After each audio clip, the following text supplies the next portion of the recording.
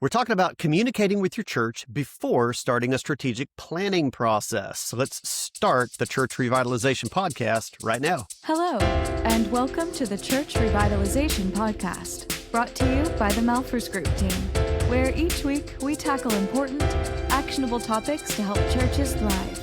And now, here's your hosts, Scott Ball and A.J. Mathieu. Welcome to the Church Revitalization Podcast. My name is Scott Ball. I'm joined by my friend and co-host, A.J. Mathieu. Here we go again. Yeah, so we're communicating about communicating today. And actually, this topic is the reason why we're having this conversation today is I was having a conversation with a church that I'm participating with or working with, taking them through strategic envisioning. They're on the front end of it. And he said, do you guys have a good resource on how to communicate the process well? After we've already said we're doing it, so it's not so much a leadership or making a decision conversation, but just communicating with the congregation. And I was like, I'm sure we've done an episode on that. This is episode 349, I think. So I'm like, I'm surely in 349 episodes we've got one on that. And you know what? If we do, AJ, I could not find it. So I thought, It's a good time to do it. this is a good time to do it. So you know who you are. This one's for you, but also it's for every future church I work with that I can go, we've talked about this on the podcast. We'll see how responsive we are on the podcast. If you've got a burning question, email us, leadership@malphursgroup.com. Maybe it'll be next week's episode. That's right. That's right. That's right.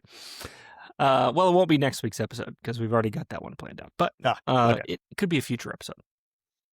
Well, Okay, while you're at malphursgroup.com, you could click the link there to check out the Healthy Churches Toolkit, Oh, nice. which is on its own over at healthychurchestoolkit.com. You can get to it either place. But you should definitely sign up for a 7-day free trial. Get in there and explore around a little bit. We've got courses in there that teach through the strategic envisioning process. Yes. Which you then would say, I think I want to do that.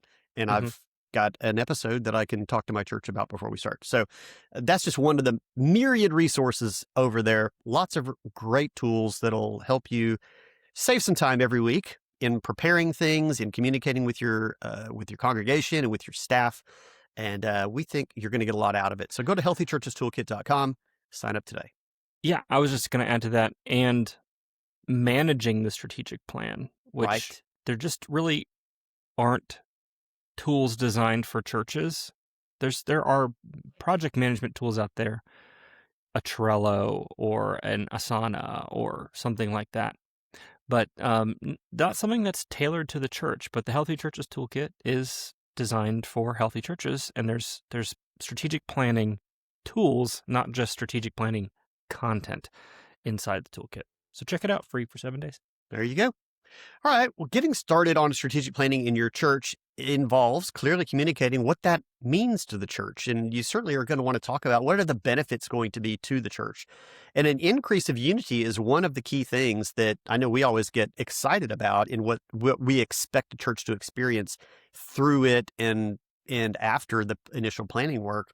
And so you want to be able to communicate this. I mean, there's a vision even from the start. Vision is a component of strategic envisioning. But there's a vision already happening with your pastor, your leadership team, because they are looking forward. Like, what is this process going to achieve for us? They may not be articulating that in the front end. We'd like to try to help them do that, but it's more than just a series of steps. It isn't just about the how of planning for the future. It's about the we of the church, and that is not a separation between pastor, elders, or the planning team, and then we, the congregation. This is we together. This is unity in leadership and congregation and everybody that serves at every level in the church. And we expect strategic planning to produce an increase of unity in the church because we're all going to be thinking about things similarly and being on the same page, working towards something together. And this is really kind of key. This is an emotional connection for the church to the process. And we would hope building anticipation and expectations about how the future might be better. Yeah. So in today's episode, we're going to lay out sort of 3 key steps or 3 key components of a good communication plan. And AJ will talk about this later, but if you go to the article for today, which is at malphursgroup.com/349, or you can just click the link in whatever description of whatever app you're in listening to this or watching this. But one of the things I want to say before we get into those 3 key components. Oh, sorry, I don't think I finished my thought. If you go to the article for today, there's a 6-week plan, like an outline for a 6-week plan. So we're not going to cover that whole plan, but you can see that in the article. But we're going to cover kind of some key components of that plan. But before I get into that, I do want to just mention maybe some fears, some reasons why this is so important. Like you said, AJ, it's about unity more than anything. If people just perceive this as a top-down approach, and it just being a leadership exercise, like, hey, we're just going to announce that we're doing this, and people just better be all right with it. That doesn't always work out well, because some common narratives that people build in a vacuum are, one, well, this just means I'm sure we're going to come out the back end of this and they're going to change our worship style. Or 2, they're going to do this process and they're going to start cutting ministries out. Or 3, this is some sort of a power move. Or, if you're working with an external partner like the Malphurs Group, one of our certified guides, they might be thinking, oh, well, they're going to come in, they're going to look at our church, and they're going to tell us exactly what it is that we need to do, or they have some model, and they're going to try to make us look like fill in the blank, some boogeyman church. And none of those things are actually true, especially with the strategic envisioning process. We talk almost not at all about worship style. I mean, that rarely comes up in the discussion. We rarely are talking about cutting programs. We often will talk about organizing or streamlining programs. Sometimes we talk about letting things go, but we have a really outlined process for making those kinds of decisions. And we never go into a planning process going, we're here to cut. That's not how it works. And we don't have a model. The only model we have is Acts chapter 2. And Matthew 28. Like, the only model we have is what we see in Scripture. We don't have a model. And so you can shape the narrative on the front end of this process with a good communication and getting ahead of fears that people might have that are actually not rational at all. Yeah. Sorry, I thought thought there was another piece to that sentence on there. You caught me off guard. Yeah, that was the end of the sentence. Yeah, no, you're exactly right, Scott. You're exactly right. Let's dive into the 3 steps that we want to talk about today. The first one is starting with prayer. I don't know, and I think maybe this comes as a surprise even probably for some people. It wouldn't to the pastor, wouldn't to the people that we've been having conversations with leading up to their decision to move forward. But it sometimes does come as a surprise to the congregation that it very much is a spiritual process, not just a planning process. And so we try to emphasize that from the beginning. As Scott said, I mean, Matthew 28, the Great Commission, Acts chapter 2, we spend a lot of time in there. Many other parts of Scripture that feed into why the process that we do is what it is. It's all based in Scripture. But the church sometimes isn't even expecting that would be the case. And so in initiating, like a prayer initiative in the church is something that we recommend right from the very beginning. Really briefly, so you kind of hear the steps. We've talked about this before, but the church says they want to start. We help them put together a leadership team that will be doing the planning work. That team does some online training.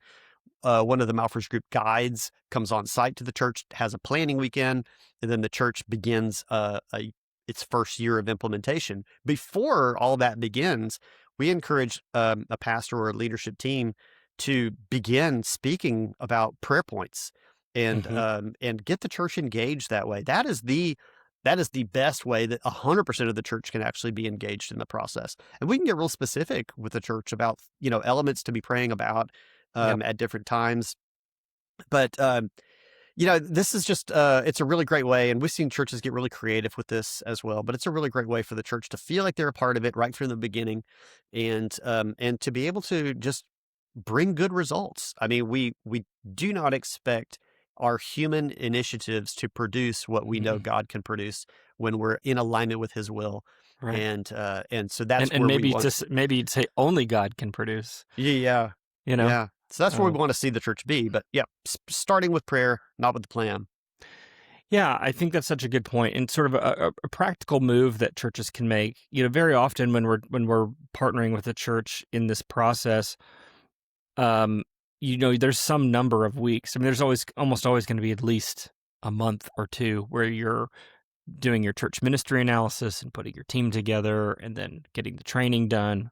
All of that is happening before the kind of big on-site planning weekend together. And so there's plenty of time in there for you to pick maybe 2, 3, or 4 weeks where, as a church, you could do a prayer initiative, maybe, or maybe you pick a day before the process begins in earnest and say, hey, we're going to do 24 hours of prayer. Anything that you can do like that doesn't just make people feel like they're part of the process. They are a part of the process, because without prayer and apart from Christ, you can't manufacture spiritual growth. You just can't. We're invited into the process. We talk about this a lot with churches. We say, work. I like to point to Haggai chapter 2, verse 4. Work, for I am with you, declares the Lord of hosts. So we're invited into the process. We're invited in to do the work. But apart from Him, we can do nothing, Jesus says. And so there's a lot that can only be accomplished in prayer. And so I can't emphasize that enough. It's not a throwaway. It's not like a Jesus Sunday school answer. It's real. Start the process with prayer. Mm-hmm. Yeah, absolutely. The second piece is actually very similar and related to that, and that's preaching through the process. There's many weeks of open time available, even before doing the planning work and then moving into implementation, which is also excellent fertile ground for preaching through specifics in Scripture. But spending time with key areas that are going to help the church align around things. And we deal with really many passages of Scripture that are just common reoccurrences, from leadership structure in Exodus 18 to Nehemiah 2 that you just mentioned, Scott, Haggai 2, I mean. Nehemiah is great about rebuilding, which is as also well. chapter 2, I think. Yeah, Chapter 2. I think so. And then we've got Isaiah 43, with God being in it, there with you. And then in the New Testament, the Great Commission in Matthew 28. We got the formation of the church in Acts 2. We've got the necessity of developing leaders in Ephesians 4. We've got volunteering in Acts 6. It just goes on and on. That would easily take Lots up of places to go. many Yeah. Sundays to go. So, absolutely, just continuing to bring these things before the church.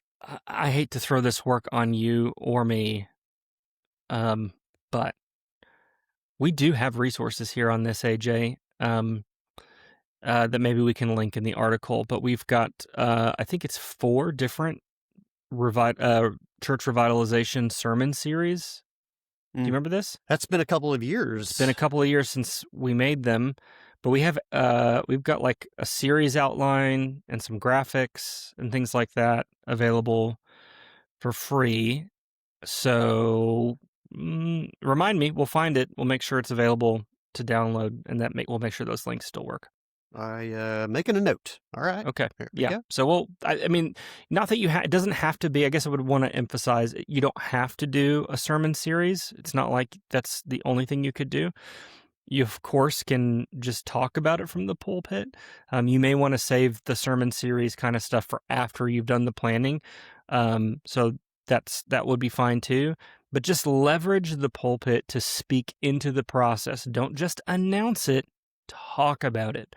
Be clear. And that's actually maybe a good segue to the third key component, in how we talk about the process itself to the congregation. Yeah. We want to get out in front of what exactly does this entail. You mentioned this a little bit, Scott, in speaking into fears that people might have. And, where there is a lack of clarity, people will fill in what they're thinking, Hmm. no matter how crazy it might be, people will come up with stuff. Conspiracy theories start, Yep. rumors spread. Yep. And so you want to be out in front so that it's really clear. And this is sometimes relieving for people that have a little bit more, cautious attitude towards doing anything like this, that you are not giving your pastor, your leaders, or us, or your Malphurs Group guide a blank check to do anything you possibly could think of to do in the church. No. Because we're following a framework, the sort of the authority within the structure of that is very specific. I mean, we're going to Hmm. work on realignment around the Great Commission. So there'll be language crafted around the Great Commission. We're going to talk about core values, biblically based. We're going to talk about organizing ministries in the church to disciple people most effectively and efficiently. We're going to Yep. speak about what is God calling our church to in the future, and what that looks like in vision. And then we're going to make some plans on how to get there. It's very tidy. It's very buttoned up. And if anything adjacent to that enters in, that will always be something dealt with through whatever, normal channels your church has or Right. requires or desires. Well, and even the outcome of the process, the mission statement that is revised or reaffirmed or developed, the core values credo that's crafted, the discipleship pathway that we work hard to build, the vision statement that sort of a draft is put together in the planning session and then is refined further later on.